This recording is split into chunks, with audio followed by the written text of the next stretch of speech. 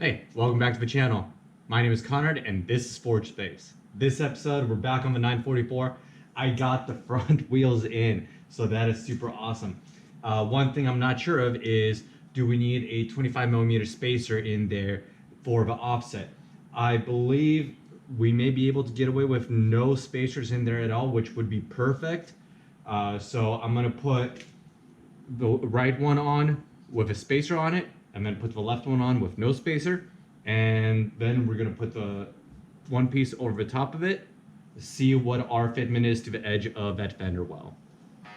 Stay tuned.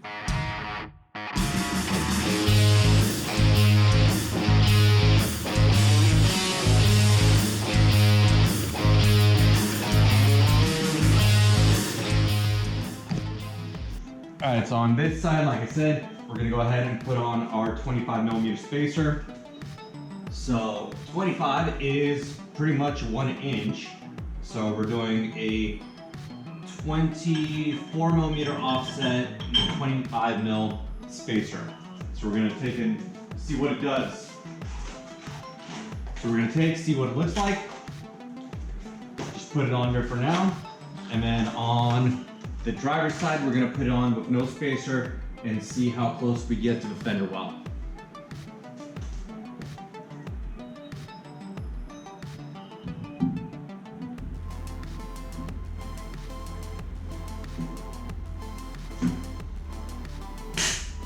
Damn mosquito.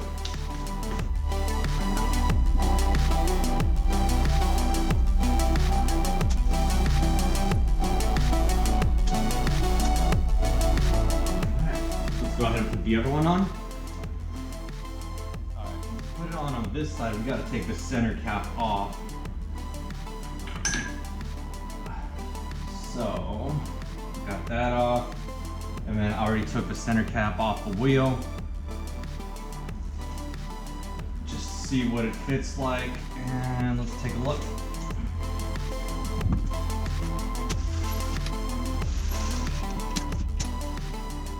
So they both fit. We just need to know how well they fit. This is the one that doesn't have a spacer, so it's closer to the inside. So I'm worried about it possibly rubbing on the upper control arm. So let's see full extend.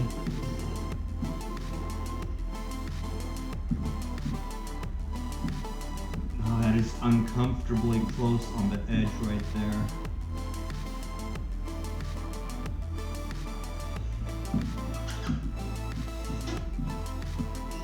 The other way around on the backside.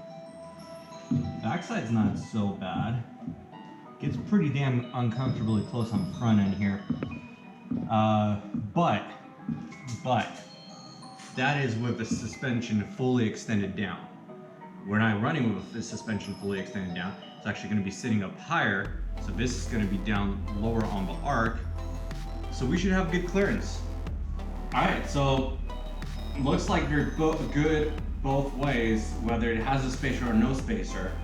So I'm gonna go ahead and take it off the jack stands and see what it looks like when it's sitting on the ground, and then we'll go ahead and take one piece and put it on here.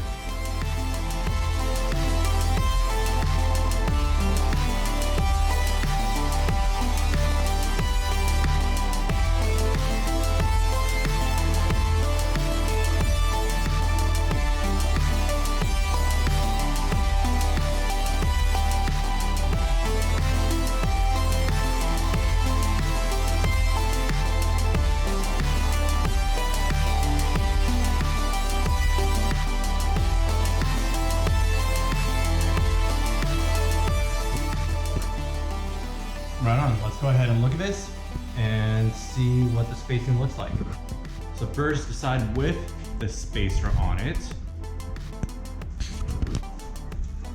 And see, it's coming out just a hair past the wheel. So I'm not liking that too much. Probably scrub on us. But on this side, it's almost completely flush with it. So I think this is what we're gonna go with, is no spacers at all. And later on down the road, if we need a spacer, we'll put in a spacer. I don't think we're gonna do the 25 millimeter like on that side. I think we might shave them down to just 12 millimeters, 12 and a half. And that way it might get us a little bit closer to the edge if we need to. So, but there she is, sitting on her new wheels.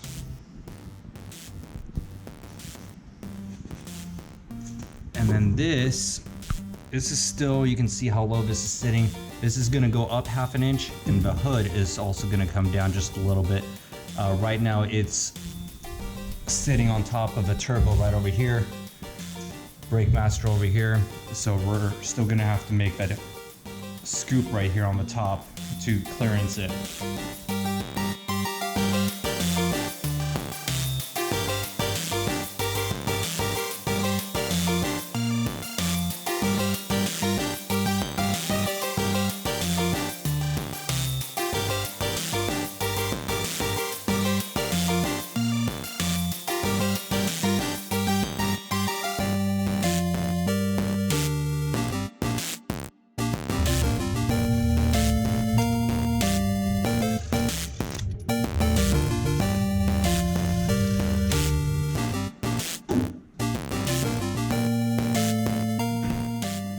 So now that we have wheels pretty much squared away, it's amazing to see them on here.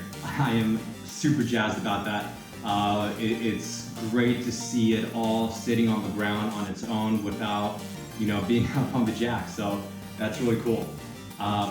For the brakes, brakes are pretty much done. You guys saw it in the last episode. You guys saw it in the previous episode. So I do need to put on the clutch fluid reservoir, since the 944, it's got a line that feeds out from the master to the reservoir. From the master to the master cylinder for the clutch. The Mustang doesn't have it. It uses a separate reservoir. So I do have this guy. It's for a rear brake on a motorcycle, but it's plenty of fluid for just the clutch itself to keep it from running dry if we run into the top. So I'm going to go ahead and install that on a riv nut and a post just right back on the firewall. And then after that, we do have all the power steering components to finish out the power steering system. We have a cooler. Cooler is going to go right on the radiator right here in this quarter. And then after we get those tackled, we'll go ahead and start figuring out our intercooler and go from there. So let's get this guy mounted up. So you guys can see the slave is right here. So I want to run this guy. Well, if I didn't drop it, I want to run it right out from here. So we're going to take drill, put a riv nut in here, and then I have a stand-up stud, so we're just gonna bolt it right on in here and then run the line across to that.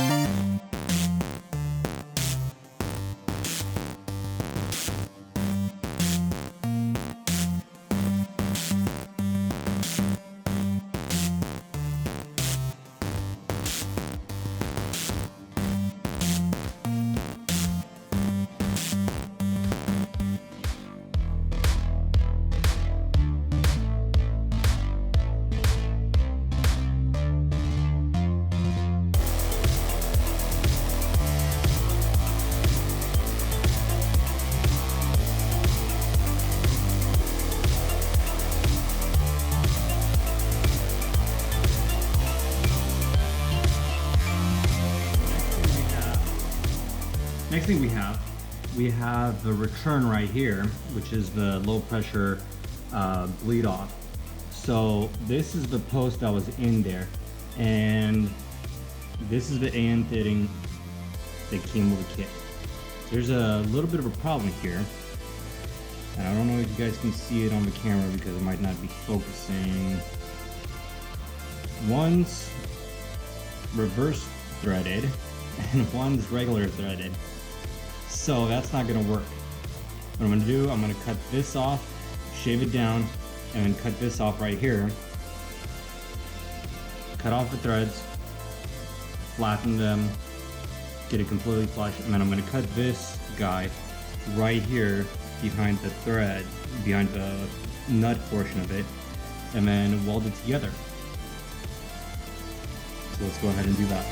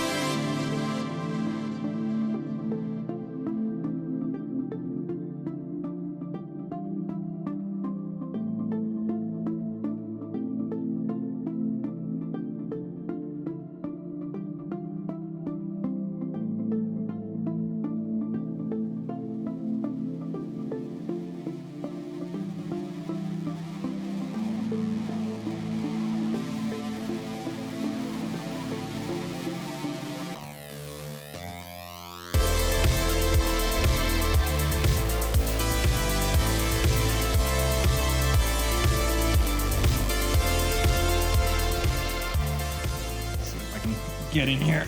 Oh, look at this. Got a seat. All right, to install this, put our O-ring back on here. And then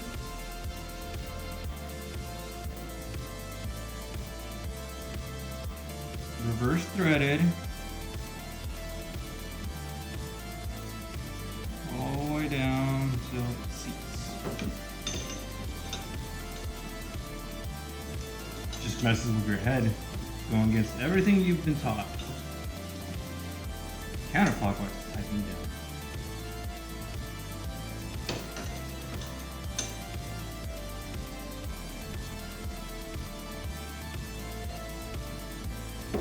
And then our AM fitting is going to go on top of it, right here.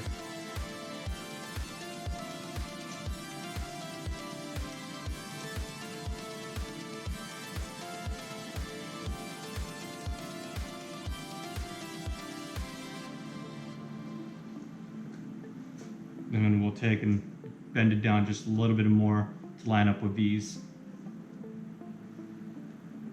All right, so let's go ahead and build some lines and we'll get the rest of this system installed.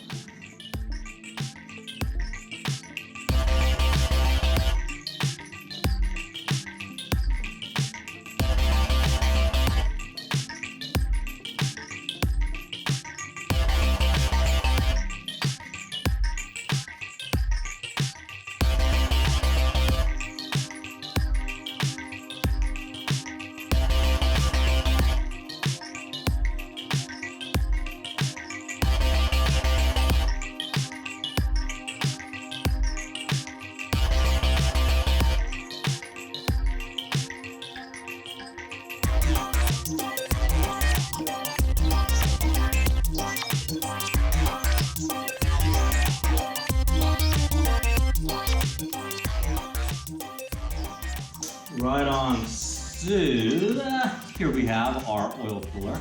This guy is going to go right on the front of the radiator right here. I'm going to space it out about 1/2 inch forward. And then our line is going to come in and then back out and up to the reservoir. So let's go ahead and put this guy on, mount it up to the radiator. We're not going to really move the radiator around much after this, so it should be good.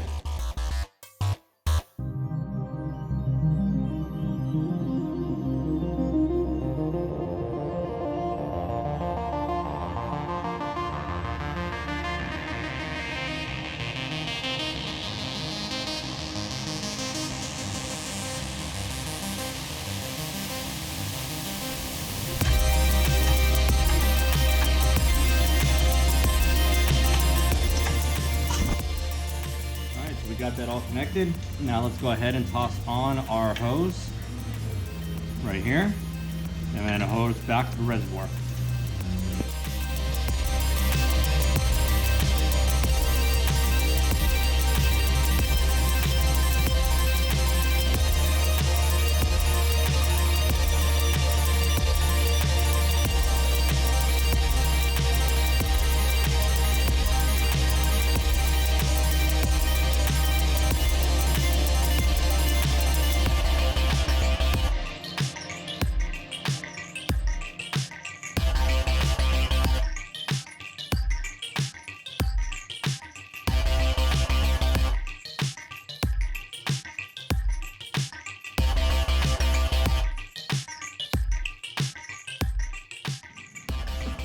So yesterday I was getting pretty frustrated with this hose up here.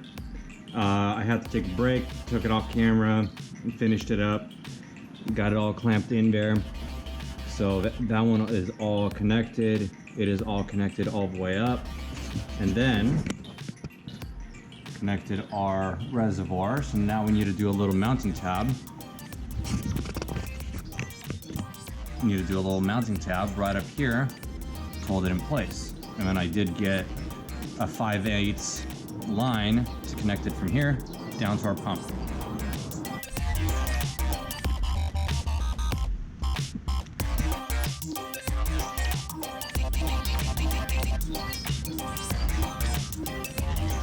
All right, here we are. So just gotta clean off the tube and then we can weld this tab on.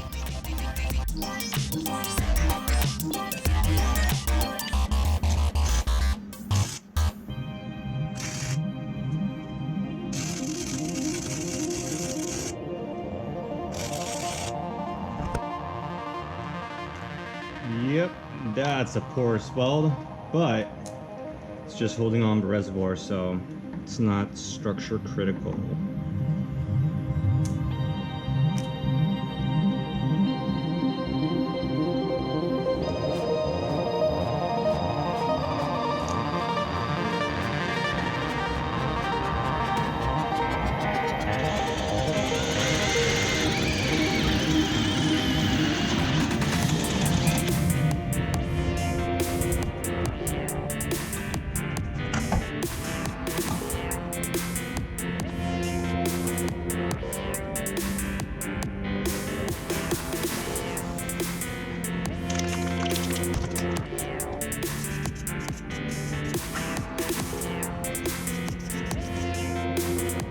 A little bit of a step, so we're going to put 2 washers.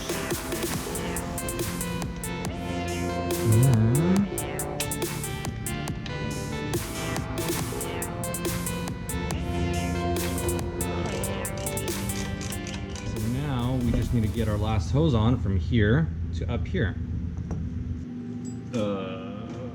Where'd I put the hose? Oh, ha! Right in front of my face. So, let's see. It's gonna go like that. And it's gonna come up like that. And then it's gonna go like that. And boom, right there.